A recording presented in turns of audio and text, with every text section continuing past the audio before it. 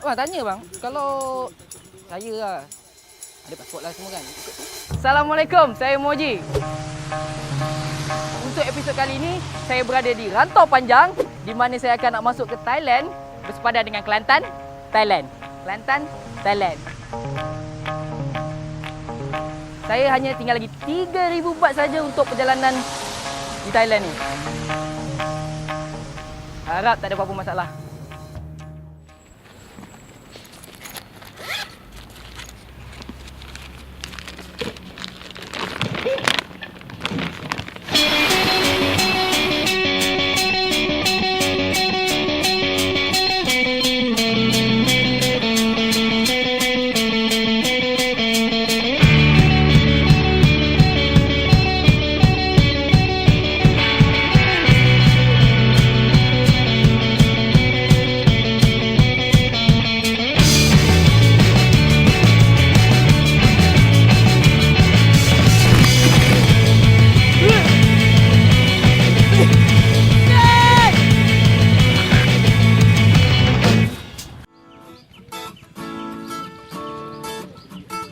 Hari ini saya berada di Rantau Panjang Kelantan yang terletak bersepadan di antara Thailand dan juga Malaysia. Hari ini menjadi sejarah dalam hidup saya di mana buat pertama kalinya saya akan backpacking ke negara Thailand. RM3. Tapi saya bukan nak melintasi sungai ini dengan berenang ataupun menaiki bot lah. Saya akan melalui pos kawalan immigration yang sah.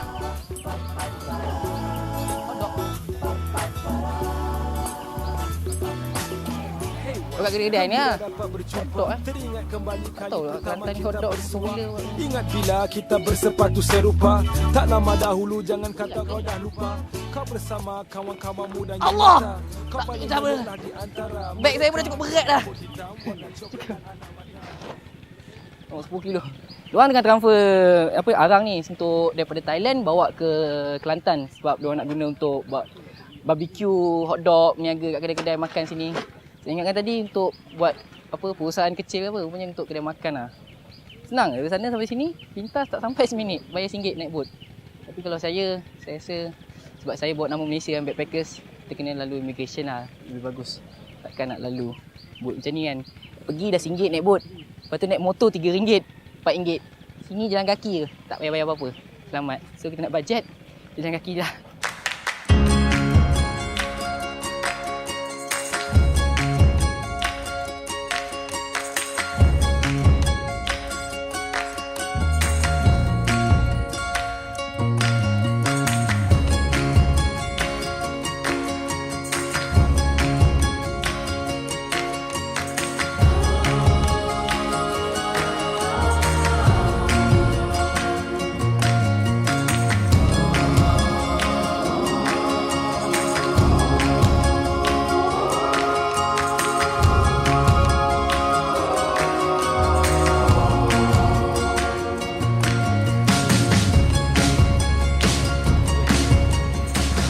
Saya pergi kat tengah ni lah. Sekarang ni Thailand. Ya kot. Yang ni Malaysia. Ya kot. Pasport ready kat tangan. Sebab kita nak tercop pun semua ni. Saya harap tak ada masalah dengan pasport saya ni kan. Inilah dia pusat immigration negara Thailand.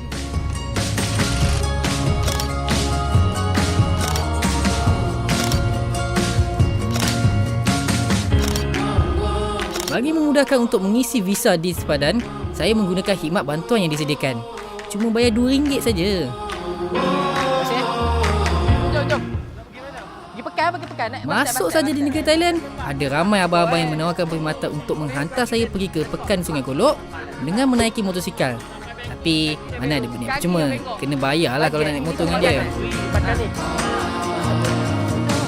Bisa. Air kosong ni boleh bayar pakai duit RM1 Malaysia je. So selamat duit baht saya sebab saya baru tukar 3,000 baht tadi. Sebab apa, kita di Pekan Golok dekat lagi dengan sepadan Malaysia, bolehlah bayar pakai duit RM1 kan. Tiket bas pun belum beli lagi. Jam pun belum tukar lagi ke Thailand. Thailand 1 jam kurang daripada Malaysia. So kurangkan 1 jam lah. Okay, kalau tak tukar jam kita ke waktu Thailand, kan saya silap bas tertinggal, saya masih kat sini lagi minum air. Kawasan di Sungai Golok ni agak sama je macam di Kelantan. Lebih kurang. Tadi masa kat immigration kan, ada orang cerita berlaku kejadian letupan di Narathiwat apa semua. Saya risau juga kan. Tapi sebabkan saya check peta saya, kita memang takkan laluan Narathiwat. Sebab bas saya daripada Pekan Golok ni akan saya ambil sebentar lagi, dia melalui jauh sikit daripada Pekan Narathiwat tu lah. So saya harap insyaAllah tak ada apa-apa yang berlaku. Walaupun cerita-cerita daripada abang naik motor tadi ada cerita pasal bom apa semua, risau saya kan. Tak ada apa-apa lah saya, insyaAllah.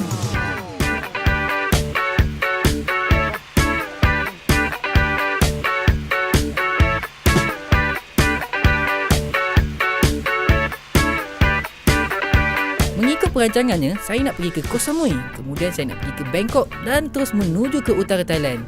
Tapi saya rasa terlalu cepat tu. Apa kata saya berhenti dahulu di Bandaraya Hat Yai. Selepas 4 jam perjalanan, sekarang kita tiba sudah di Bandaraya Hat Yai. Saya sekarang berada di Bandar Hat Yai. Saya tak boleh sampai ke Koh Samui pada hari ini sebab hari dah semakin lewat. Lagipun kawan backpackers kat dalam bas tadi kata best juga kalau kita berhenti dekat Hat Yai ni. Saya pun tak tahu, sekarang saya tengah nak cari hostel untuk... Boleh bang? Saya nak cari hostel untuk check in dengan barang-barang saya dan saya nak pergi cari makan sikit lah. Hostel. Boleh? Depan belakang. Sini. Saya harus cepat sebab hari semakin lewat.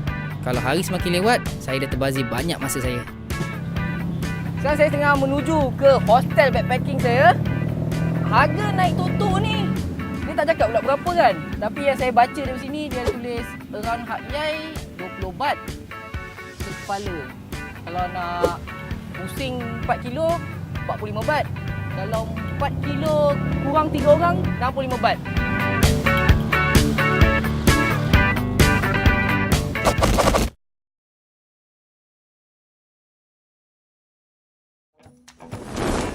Negara Thailand amat popular dengan tuk-tuknya. Seperti di Hat Yai ada banyak tuk-tuk. Jadi tuk-tuk adalah kenderaan rasmi saya sepanjang berada di Bandaraya Hat Yai.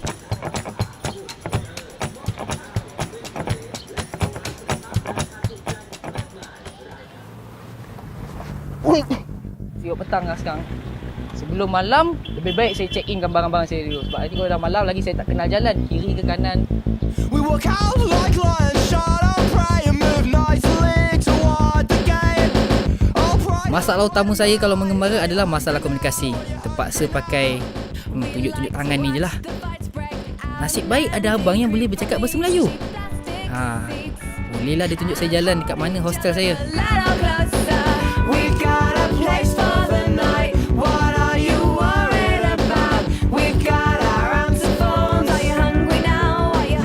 Adalah guest house yang pertama. Saya nak tengok berapa harga dia. Harap tak adalah mahal sangat.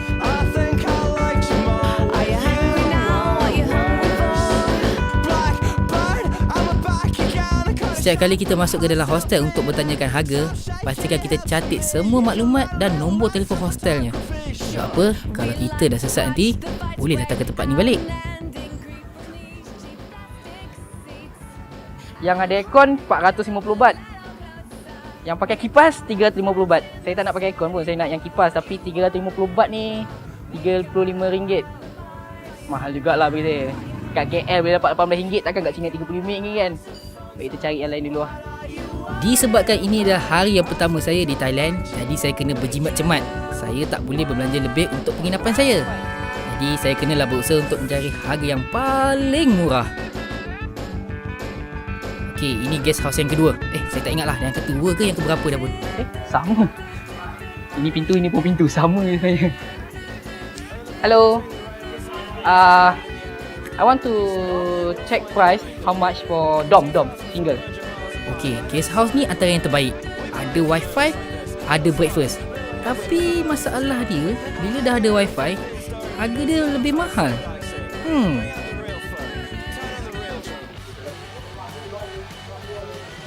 Nak sangat yang murah kan, 400 baht lagi mahal. Tapi sebab apa? Ada wifi. Bilik single. Cari lagi lah jawabnya kan. Serabut. Ada wifi 400 baht. 400 baht tu dah RM40. Habis saya punya poket ni. Habis.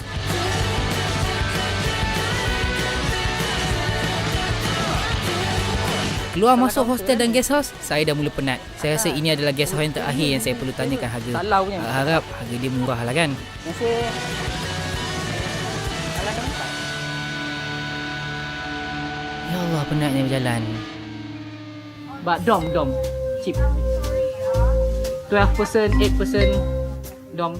Perkara yang paling penting bila saya bertanya waktu saya sampai ke hostel, ada dom tak di sini? Sebab apa? Harga untuk masuk ke dalam dom lebih murah daripada bilik persendirian.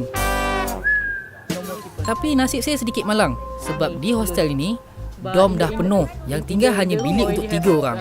Tapi masalahnya saya perlu bayar untuk 3 katil. Saya seorang je. Awesome. Dekat sini kita kena pakai skill untuk memujuk. Saya berjaya pujuk beliau untuk membenarkan saya bayar 1 katil saja. 150 baht. 500 baht. I don't have small change. Harga untuk 1 katil saja 160 baht, lebih kurang RM16. Yes, murah. Map. Tapi jangan harapkan yang murah itu sangat selesa. Mai sini saya tunjukkan macam mana rupanya bilik yang berharga RM16.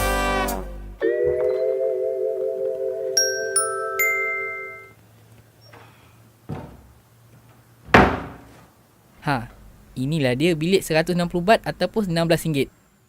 Okey, sekarang saya ada satu masalah. Hostel ni tak sediakan loker. Tengok. Sedikit menakutkan lah kan. Dinding semua kotor. Toilet kat tepi tu. Sangat tidak menyelesa kan. Tapi sebabkan saya nak berjimat. Dengan 150 baht. Apa yang lagi kita nak? Aircon. Shower. Mana dapat? Wallet semua. Simpanan poket. Saya punya pasport dah ada dalam punya. Saya punya kantung kat dalam pinggang saya ni. Macam kantung Doraemon. Kamera. Bag saya ni semua nak kena bawa. Ada view lah sini. Pemandangan dia. Ingat sangat cantik lah kan. Nampak jalan raya je. Sekejap ada ni safety net supaya tak ada nyamuk masuk. Tak tahu lah ada nyamuk kat malam sekarang. Ni boleh buka.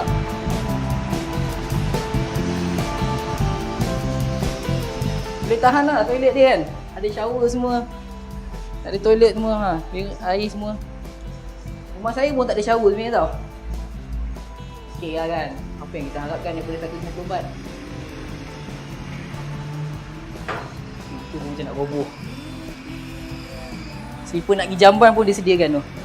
So siapa yang tak bawa slipper datang kat sini ni, wah dia kasih percuma. Tapi bukan percuma bawa balik. Percuma untuk bawa masuk dalam lah kan, pakai pergi toilet. Okay, so far so good. Janji boleh tidur, boleh mandi. Saya nak simpan beg saya dekat depan loker. Sekejap lagi saya datang balik. Saya nak jalan. Saya nak tengok apa yang best pada waktu malam di Bandar Hat Nyai. Kunci jangan lupa, penting. Kunci ni kita kena tinggal kat kaunter sebab nanti kalau ada backpackers lain datang, dia kena pakai satu kunci ni je. Jadi jangan buat harta. Tinggal kat sana. Allah, lupa kunci. Okey, jom kita pergi jalan-jalan tengok Bandaraya Hat Nyai di waktu malam. Beg saya dah tinggalkan dekat kaunter. Sekarang saya hanya bawa beg yang kecil saja. Kat depan tu dari restoran orang Pakistan ke orang India? Ranjit yang cakap dia kan. Sebab dia hari kedua dah kat sini. Saya harap yang sama lah. Dia tak Muslim tapi dia kata dia makan makanan Muslim. Jom kita pergi tengok. ไปจะไปเที่ยวกันไปจะไปด้วยกันได้เวลาต้องทิ้งงานให้รางวัลกับหัวใจเปลี่ยนที่นอนซะบ้างเถอะที่เธอกับฉันไม่เคย Bau makanan dia serius terbaik. Bau telur goreng. Ada ikan goreng kat bawah ni. Assalamualaikum. Restoran ini adalah restoran Muslim. Jadi makanan dan minuman dia adalah semuanya halal. Ini adalah salah satu cabaran yang akan saya alami sepanjang pengemaran saya ini, iaitu mencari makanan halal. Thank you very much. Saya rasa baik saya minum je sebab saya sangat haus. Makan, saya cari tempat lain lah kot. Sebab saya tak nak buang masa, duduk kat sini lama-lama tak ada apa-apa. Baik saya minum, jalan, cari makan kat tempat lain. Mesti ada tempat lebih menarik.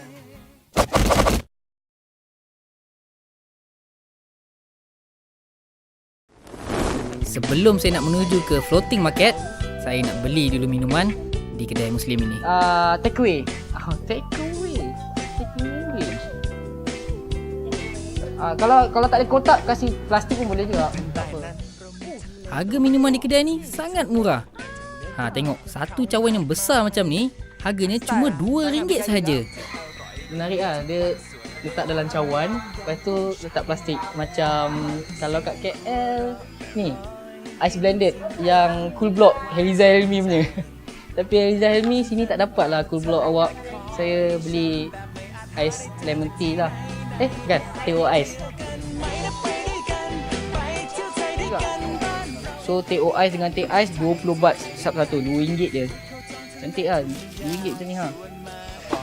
Assalamualaikum. Jalan. Dua-dua saya punya haus punya pasal pedal.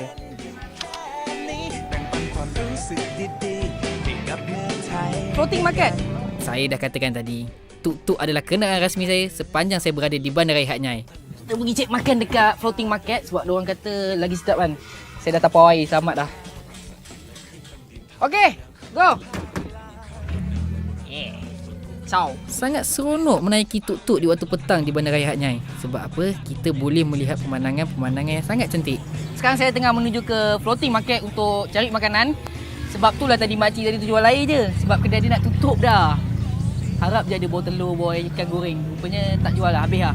Dia jual air. So sekarang saya nak cari makanan dekat floating market. Makcik tadi kata sedap-sedap makanan kat situ. Kita tengok macam mana sedap dia kan. Naik tuk-tuk ni kita kena berhati-hati. Jangan sembarangan nak keluarkan kepala. Bahaya.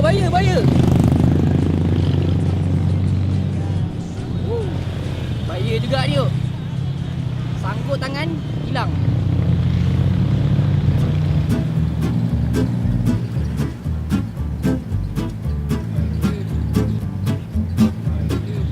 Tiba sudah kita di Klong Hei Floating Market. Susah saya nak menghafal nama dia ni.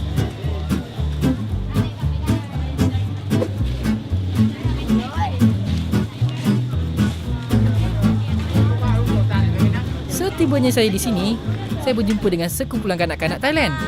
Saya pun bermainlah yoyo di depan mereka.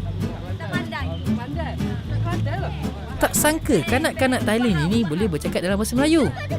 Tidak, maksud saya bercakap dalam bahasa Kelantan. Jadi ianya memudahkan saya untuk berkomunikasi dengan kanak-kanak ni sewaktu saya bermain yoyo di hadapan mereka.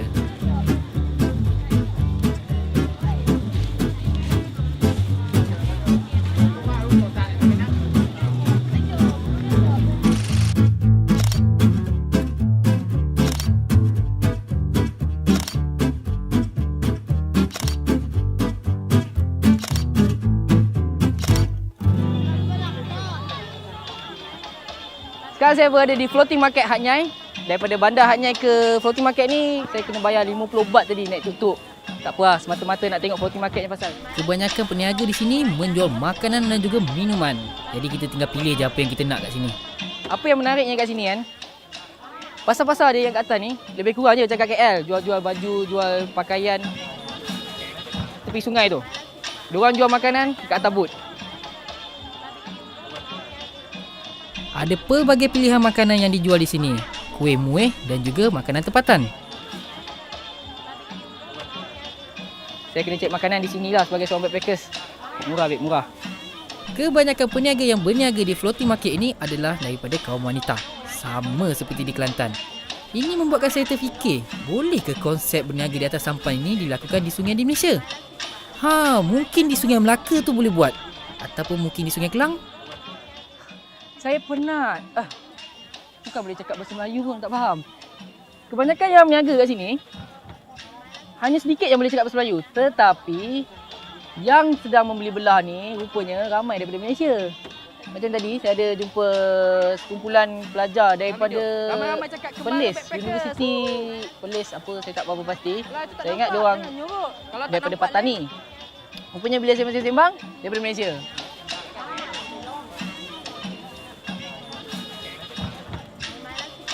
Comel-comel makcik yang berniaga di sini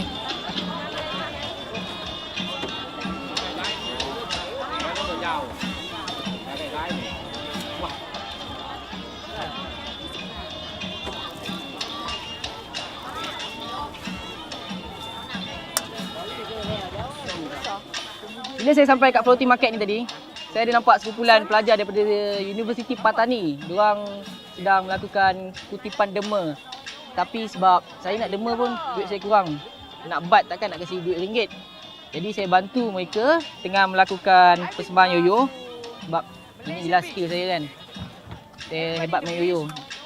Jadi di tengah-tengah jalan tu tadi, saya buat persembahan yoyo dengan bantuan mereka. Mereka cakap bahasa Thailand, panggil pumpang lah, pumpang.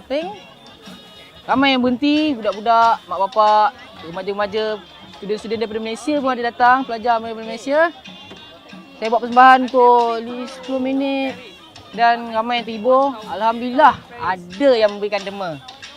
Walaupun tak banyak, tapi ada sedikit. Untuk saya, itu je lah yang saya termampu nak buat untuk membantu mereka. Selamat pagi Thailand. Seawal pagi saya bangun. Sebab apa? Saya nak keluar daripada bilik saya dan menuju ke stesen bas. Saya perlu beli tiket untuk pergi ke Donsak untuk menuju ke Pulau Koh Samui. Bas tu kalau boleh punctual lah, on time lah. Kalau boleh sehari awal sebelum balik tu ke nak pergi mana beli. Pasal pernah tidur tepi jalan lah. Bas habis. Sikit bas habis. Yang itulah pengalaman pun. Betul kata dia. Kita kena menepati masa. Jangan lambat kalau nak pergi beli tiket bas. Sebab itulah saya bangun awal-awal pagi untuk dapatkan tiket bas saya menuju ke Donsak. Tapi mengikutkan pengalaman yang lepas-lepas, banyak kali saya terlepas bas. Terlepas kapal terbang pun pernah di luar negara. Berbisik di dalam hati. Setibanya saya di terminal Raja Ferry di Donsak, saya mengisi masa saya dengan mengambil video dan melihat abang-abang yang sedang memancing di sini. Tapi ada sebab kenapa saya mengisi masa saya di sini.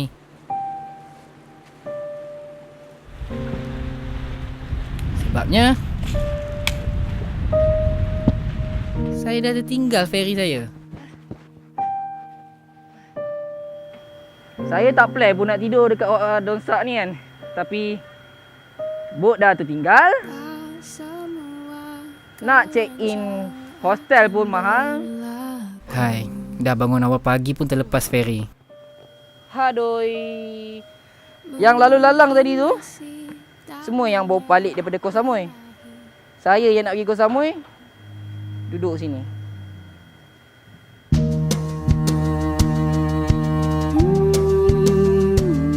Rasa nak menangis tak boleh juga. Lah kan, lelaki sejati mana boleh nangis. Backpackers tegar katanya. Apa lagi yang saya boleh buat kat sini selain daripada menunggu, melihat orang ramai, melihat abang ni memancing, setidaknya ada juga sedikit hiburan. Jadi saya kena tunggu je lah sehingga ke besok pagi. Akhirnya saya rasa saya kena tidur dekat JT lah kot. Tak boleh nak pergi mana-mana. Kak Kungkap. Sampai! Jangan tinggalkan kamera anda di sini. Bawa juga kamera.